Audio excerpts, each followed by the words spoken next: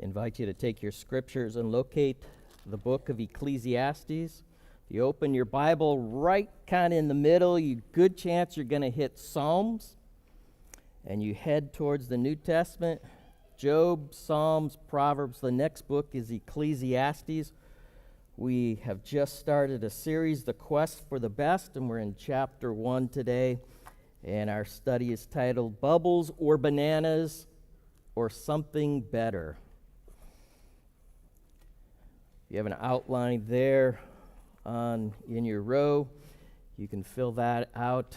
That may help you track. And a late addition over the last couple of weeks, you see on the bulletin back there, there's a copy of the outline filled in. Many people stress over missing blanks, and that's good. So that will help you to see what I was not clear on as you make your way out. Bubbles, bananas, or is there something better? We're looking at Ecclesiastes. Ecclesiastes is called one of the Old Testament wisdom books, wisdom literature. And our author is writing about life and writing from the perspective of life without God. Just kind of pulling the supernatural out of the equation. And if there is no God,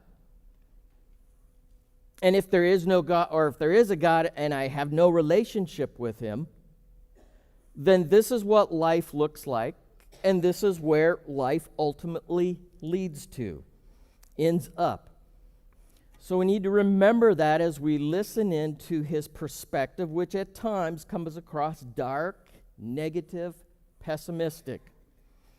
Understand why he's writing, and let's track together where he ends up in life.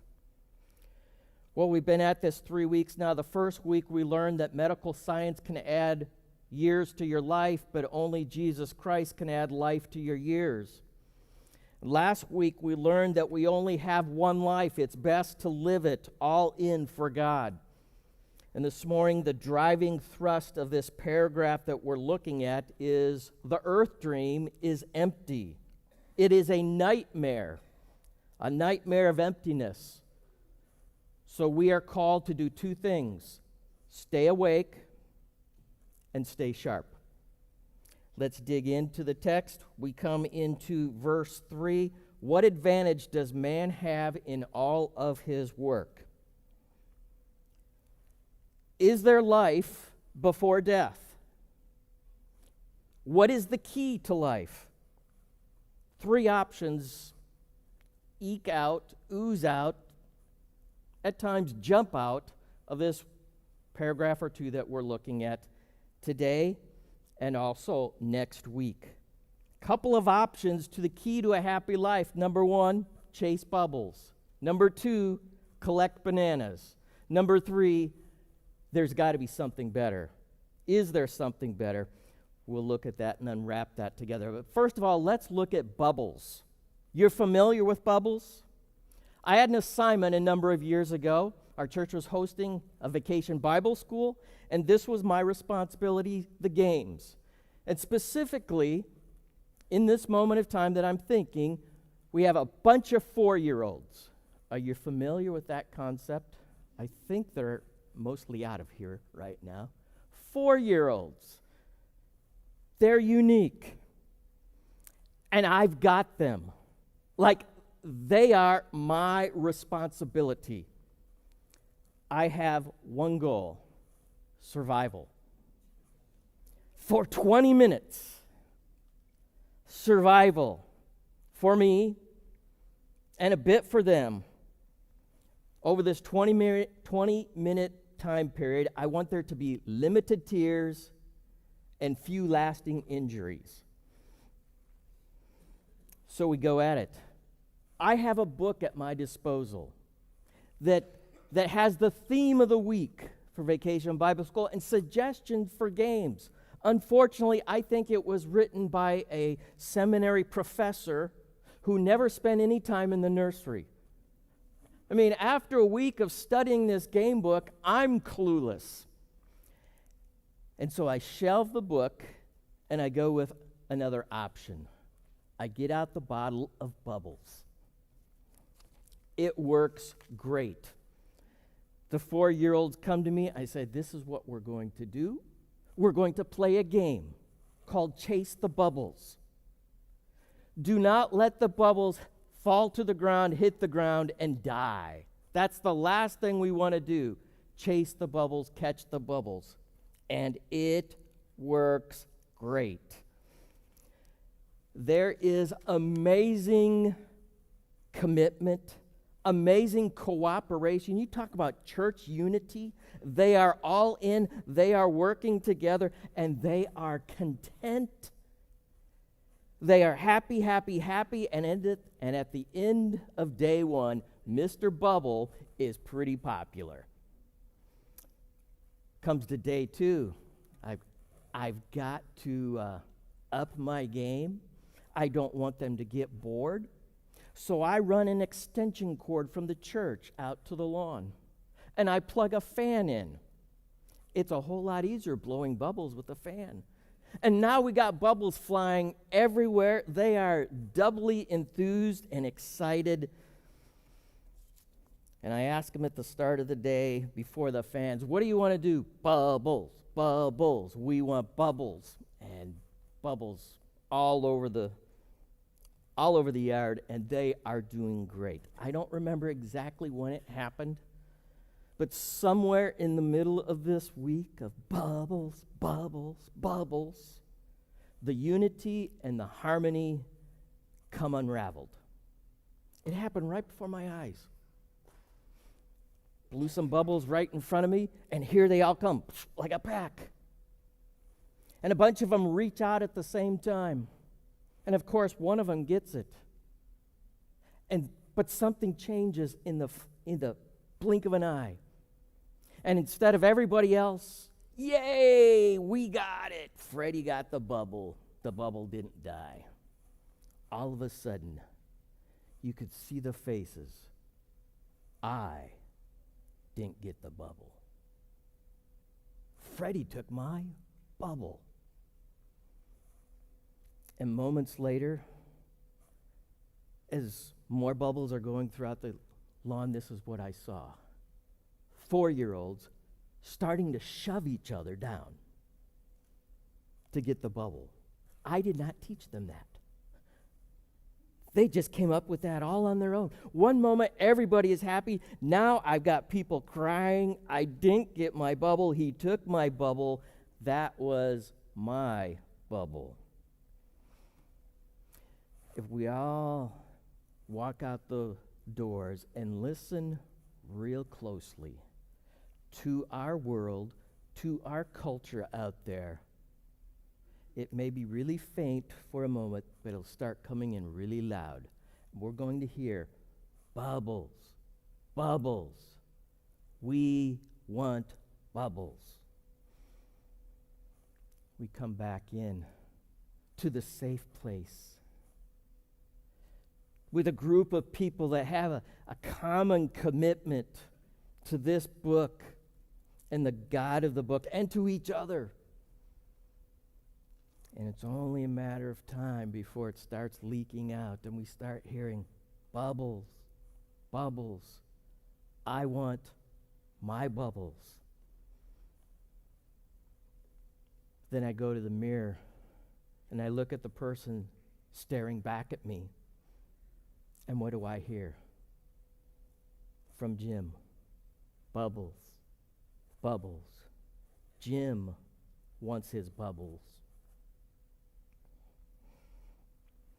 Everything you need to know about bubbles and bubble chasing is in the book of Ecclesiastes. The risks of bubble chasing, the rewards of bubble chasing, the realities of bubble chasing. And there are many of every one of those, and they are fleshed out for us in this book, extremely practical, given for our benefit.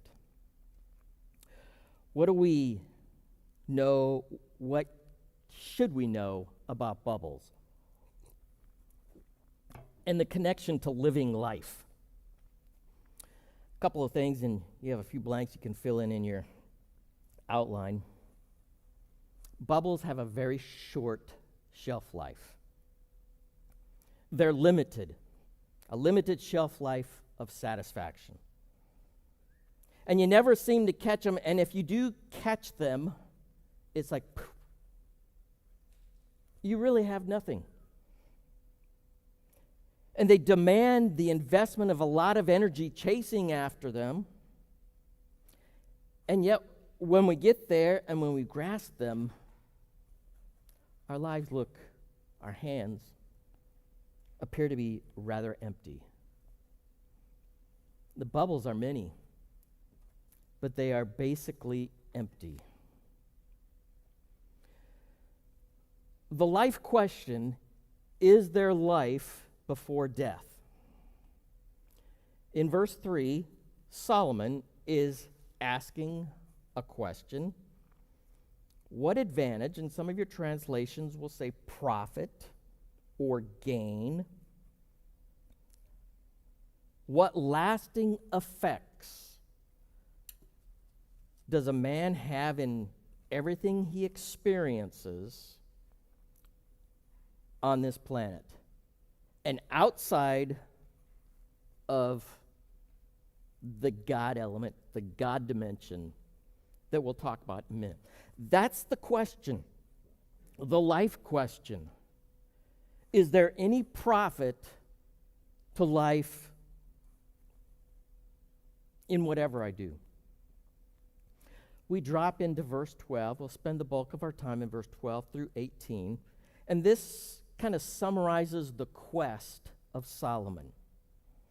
Here's a man who is all in wrestling with the answer, who's clever enough to look at it and experience it from every angle.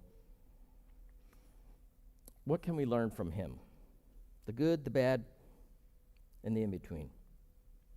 Let's get into the text. Verse 12, I, the preacher, been king over Israel in Jerusalem, and I set my mind. Does it sound like we've been here before? It sounds like last week's text, and there is a kind of a repetition. We have like a reintroduction, like we forgot what was in the previous paragraph. So we have a double introduction. The one thing that stands out here is how personal it now gets. Solomon is kind of going from that generic life observation to a very specific, focused look on his life, and remembering who he was, and we'll touch on that, is very insightful. This gets very personal for the king and somewhat his audience. What is my profit?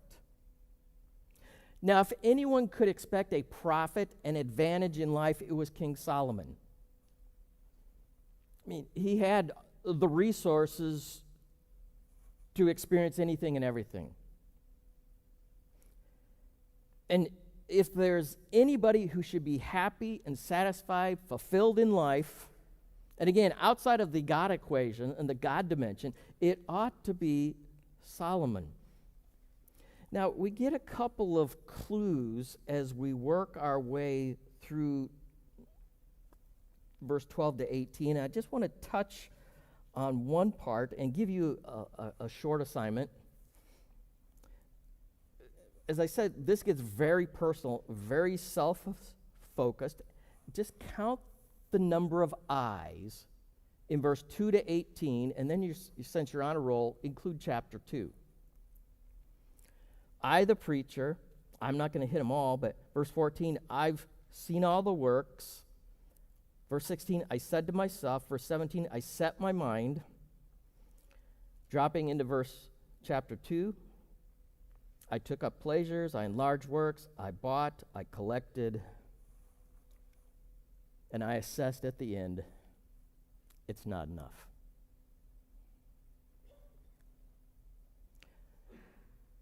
Solomon passionately throws himself into the life of question.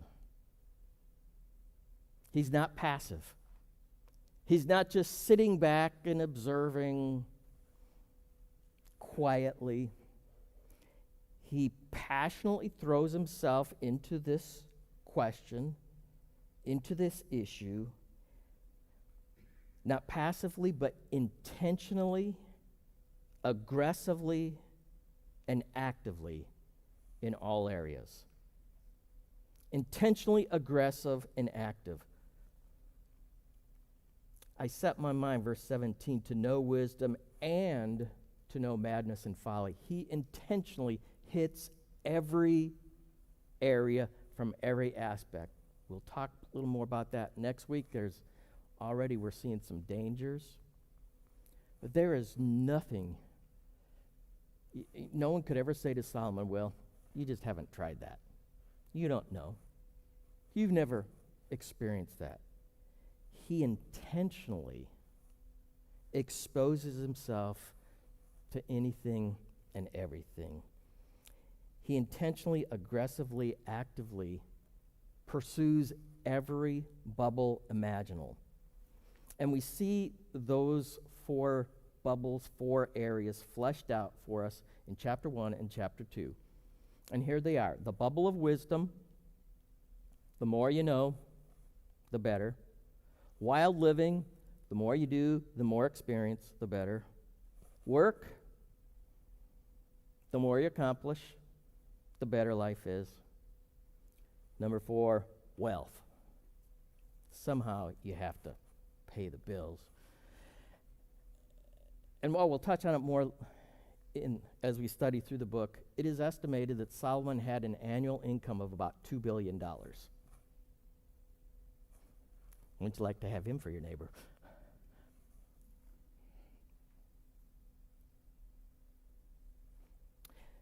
That touches on the man's status. King of Israel, he's got the brains and the bucks. Speaking of brains, listen to Solomon's description, or a bit of Solomon's life. 1 Kings chapter 4, verse 29. Now Solomon, God gave Solomon wisdom. Notice that first. God gave Solomon wisdom and very great discernment and breadth of mind. Now, he's an absolutely brilliant man. His IQ is off the charts, but there's also a very practical wisdom here. He's got common sense. You know, we know people who don't have common sense. Sometimes it's the guy in the mirror looking back at me. Solomon, you would go to him when you got dumped by your girlfriend. He'd have practical advice. If you had a question on this, that, and the other thing, he knew how it all came together, along with knowing how to take tests. His mind like the sand that's on the seashore. Solomon's wisdom surpassed the wisdom of all the sons of the east, all the wisdom of Egypt, and it gives you a whole bunch of guys that we haven't heard of, but evidently are really, really smart. His fame was known in all the surrounding nations. Verse 34, men came from all the peoples of the earth, of the world, to hear the wisdom of Solomon. From all the kings of the earth who'd heard of his wisdom. His status. He's got the brains. He's got the bucks. His search. Verse 13. Ecclesiastes 1. I set my mind to seek and explain or explore, to seek and explore by wisdom concerning all that been done under the heavens. Okay, I'm looking at life from just a purely non-God perspective. He's out of the equation. I'm checking life out. Let's look at his search. And it's described with 2 actions, seeking and exploring. We do a deep dive into those words. To seek means to dig down to the roots. To explore has the idea of exploring from every angle. every direction, every dimension. He looks at from the top down, from the bottom up, from the right side, from the left side, and everything in between.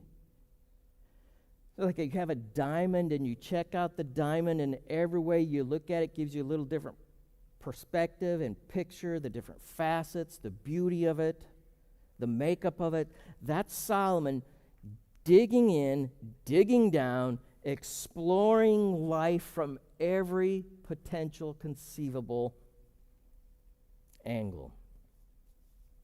His search is earnest. His search is exhaustive. He researches it on his own. He hosts conferences and seminars and think tanks.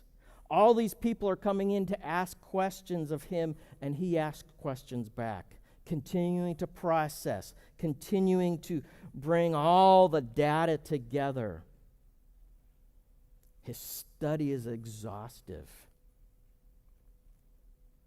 and his search is educative. It is educational for us today. If there are just a couple of things that you take out of this study, it is to grasp this right here. Whether you're young or old, coming, putting it all together, you've got life experience. Catch this. There is great benefit for us to looking here and listening here. You see, looking here at Solomon saves me a ton of time. It will save me a bunch of headaches. It will spare me from wasted time. I will never be able to probe life like Solomon did, and neither will you. And that's part of why it's here. There is no rock that is left unturned. And the completeness of the search, the completeness of the summation here teaches us. Listening here is profitable. We don't need to make the same mistakes that he made, and we should not make the same mistakes he made. Well, we've looked at his status and a bit of his search, and let me hit on the conclusion and come back and fill in the blanks. Verse 11, here's a summation in chapter 2, verse 11. Been there, done that, done it all, nothing left, no boxes left to uncheck. It's empty. I got the bubble. I beat everybody else to the bubble. It's empty. There is no profit on its own. There is no profit to chasing bubbles. And there's no profit to collecting bananas. We'll get to the bananas in just a minute. The remainder of our time, 4 principles that deal with the life question come out in this paragraph. Verse 13. I set my mind to seek and explore by wisdom concerning all that been done under heaven. It's grievous. It's a grievous task which God has given. It's not in your notes, but I encourage you to write down 3 words. Grievous, gift, and relationship. Grievous, gift, and relationship. Principle number 1, life is tough, but it is a gift from God. It is difficult. And anybody that tells you that life is easy is lying or hasn't been around the track very many times, hasn't quite worked their way up to a 4-year-old. Life is difficult, But as we deal with this, we also need to bring into the equation, it is a God gift. That means my life has dignity. It also means my life has design. And guess what? It also comes with directions that help us keep from crashing and burning. As we think of this gift from God life, it is helpful for us to remember that we came from God. And as we saw in the first study of Ecclesiastes, at the end of the book, we're going back to God, and there is a time of judgment, a time of evaluation.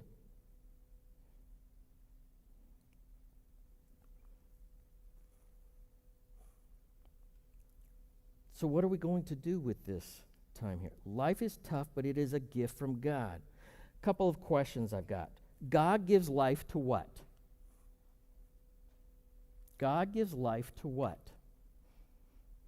I came in here this morning. I looked out the window and I saw my tomato plant. Is that tomato plant alive? If I don't water it for the next week, it won't be. Now, I never had a conversation with my tomato plant, but somehow it's alive, and you look back at Genesis, where did it get its life? God. God gives life to what? Plants. Okay. There is something running around my yard.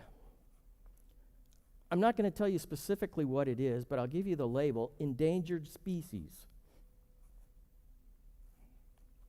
He chose to leave 60 acres of woods and come into my yard and dig up my yard. When a weed does that, it's going to get pulled.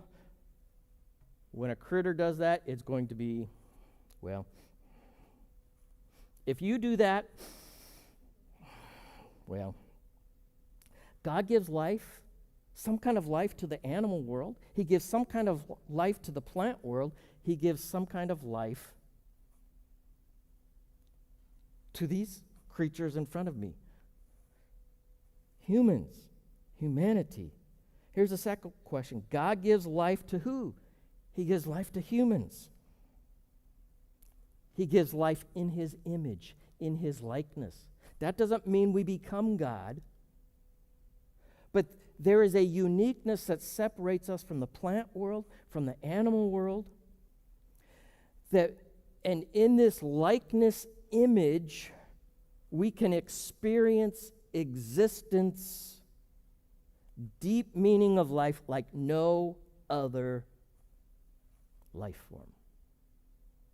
And here's that R word, relationship. I can have a relationship with my Creator, with my God, that my tomato plant will never have. That annoying critter will never have.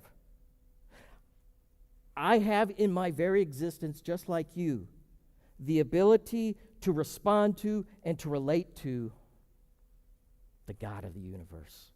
Relationship. We've looked at bubbles a little bit and seen the danger of just chasing bubbles and becoming obsessed with bubbles. Let's look at that other B word. What was it? Bananas. You step into the local zoo or the local jungle, and you might encounter creatures known as monkeys. This may be new to you. This may be the first time you've heard it.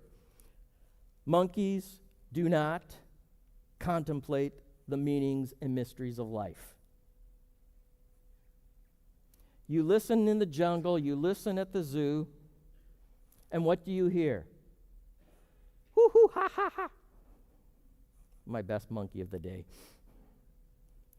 That being interpreted is, where's my banana?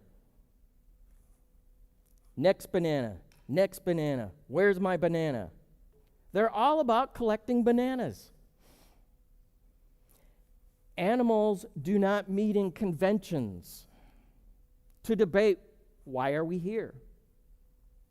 They don't head to the other end of the country and talk about the needs at the other end of the globe.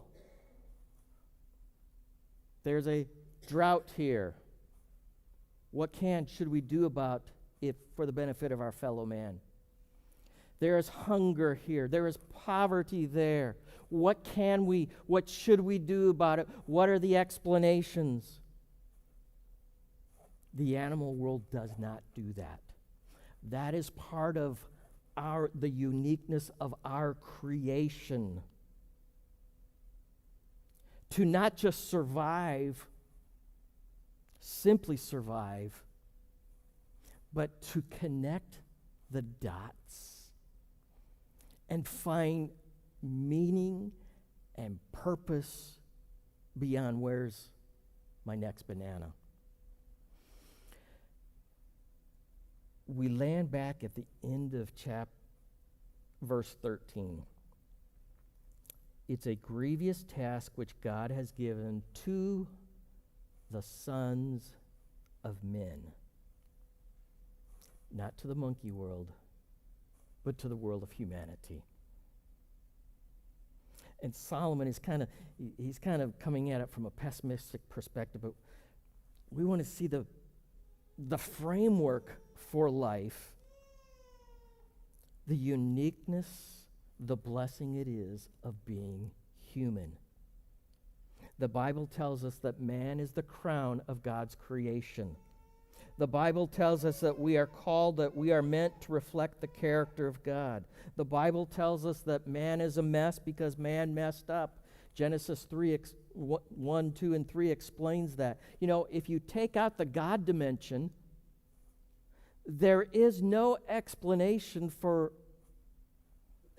evil in the world, for why we knock each other down trying to grasp the bubbles, why we abuse one another, mistreat one another. I mean, even saying it's survival of the fittest, there is no meaning, there is no rationale without that God dimension in life. And now, because we messed up, we look for life where it cannot be found in each of those bubbles. Principle number 1. Life is tough, but it's a gift from God. Principle number 2, verse 14. I've seen all the works. It's all vanity. It's all empty. Striving after wind. I think I got something. It's useless. It's just like there's nothing there. And you almost get the sense as if Solomon wants to quit. And it's a good reminder, this life principle. Life does not get easier if you run away. If you run away from it. Running away is not the answer. Quitting is not the answer. Refusing to face the reality, deal with it, and improve it is also not the answer. Life does not get any easier if you just try and run away from it. Number 3, verse 15. What is crooked cannot be straightened, and what is lacking cannot be counted. Notice that word crooked. Notice the word lacking. Not everything can be changed. I want to change everything. You want to change everything. Not everything can be changed. There are twists, crooked twists. There are gaps, empty gaps in life. Due to the sin of man in general, and also due to the mysteries of God. Sometimes there are no earth explanations for what happens. And that brings us to crises. Life crises often leak out into a faith crisis. And every one of us will, in some way, experience that as we go through life. It may be minor, it may be major, but it is a crisis. And it's a crisis because we want to understand, and yet at times there is no understanding, no explanation for why things happen.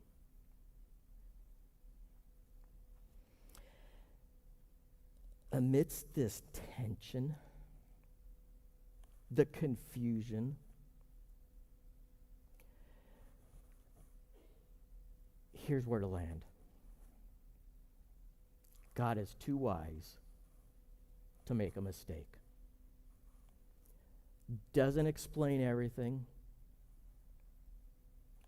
but it gives us hope. It keeps us going. And it's not a baseless hope. It's not a hope without foundation.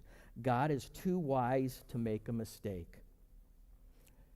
When we don't understand the details, we trust his character. And we fall into that. And what essentially we need to say is, I will wait for the answers that may not come until eternity. We must trust his character and live by his promises, not by his explanations. Some days we do not know. But we do know God is too wise to make a mistake. And we go back and we rehearse the promises that he's given to us. And we cling to those in those dark, in those challenging moments. Life is tough, but it's a gift from God. Life does not get easier if you just try and run away. Not everything can be changed under the sun. Number 4, verse 16 through 18. Knowledge and experience will not solve every problem. This is the heartbeat of the legacy of King Solomon. Knowledge and experience will not change every problem. The drumbeat that you'll hear again and again and again in the world today, education is the answer. Education is the answer. Education is the answer. Ignorance is the problem. Educate it. Educate it, it will solve everything.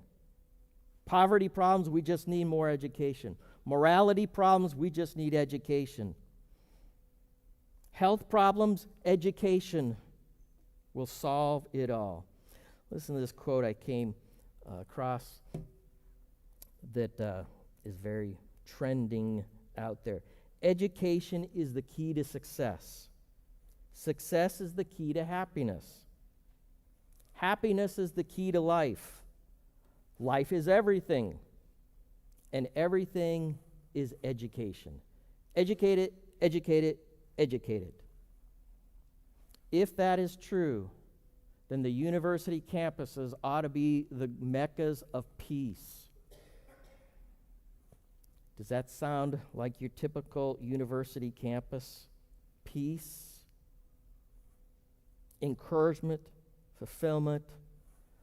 Those are typically the places of dissension, disagreement, life on the edge, life in excess. My kids live in a college, in a university town. Boy, just driving into town, you experience more than what you want to experience.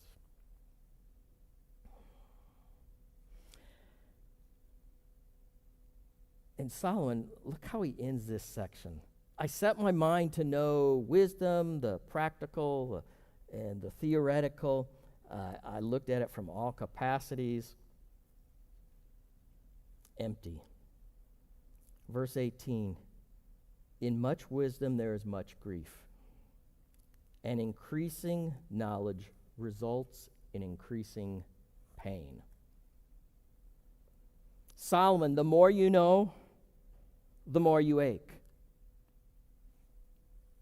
And we start connecting the dots, and Say, well, education isn't everything, so I guess ignorance is.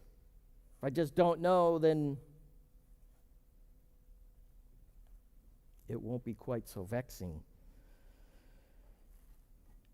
This next statement, and you have a blank in your outlines, is the whole thing. And this is you. And here's how you're going to live the rest of your life. Solomon said, the more you ache, the more you know, the more you ache. Well, for us, is the answer sticking our head in the sand? Is the answer, let's defund the universities? Let's ignore it, all the education out there. Let's insult it on the way out the door. The more you ache, the more you what? How are you going to handle the aches of life and the aches in other people's lives?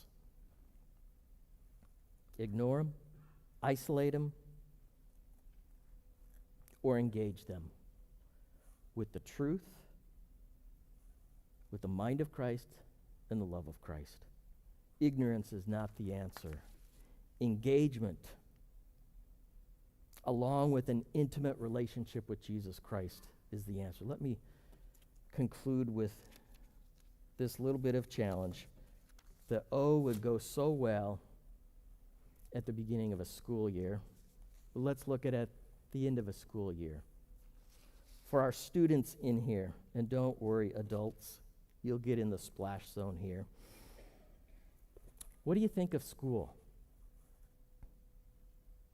I hate school. Okay, we'll finish up and learn something on the way out. Are you lazy in school? How does that honor God? If somebody's going to engage the intellectuals on the university campus, you've got to know something before you go on that campus so that you can communicate to them in the conversation. Your schoolwork will be an open door of opportunity. Your school ethic, it either honors God or it dishonors God. Your work ethic, do you hate your job? We've all been there. But how do you handle work in that environment, in that moment? You see, you're going to take your work ethic from this job into your work ethic in the next job. Be the kind of employee that your boss will hate to lose. Be the kind of employee that others want to hire. And when you do the best you can do, it opens up the doors of opportunity to be the voice of Christ. Solomon was a brilliant man. Well, none of us are operating at that level. And we're all wired differently. And it's not a matter of you have to be straight A's or you're nothing. You just do the best you can with the skills that God has given you. And that will open up the doors to be the voice of Christ. What is life all about? Chasing bubbles? Stay awake. The enticements are there in all those categories. We need to be careful that we're not sucked in and drawn in the wrong directions. We also need to stay sharp. We need to be growing in what we know and in who we are as a follower of Jesus Christ. And that brings us back to that key verse in Proverbs chapter 1 and verse 7. The words of Solomon on a sunny day when his brain is functioning and his walk with God is bubbling. The fear of the Lord, talks about his awe, his majesty, is the beginning of knowledge. Fools despise wisdom and instruction. Lord, help us to be all that you've designed us to be.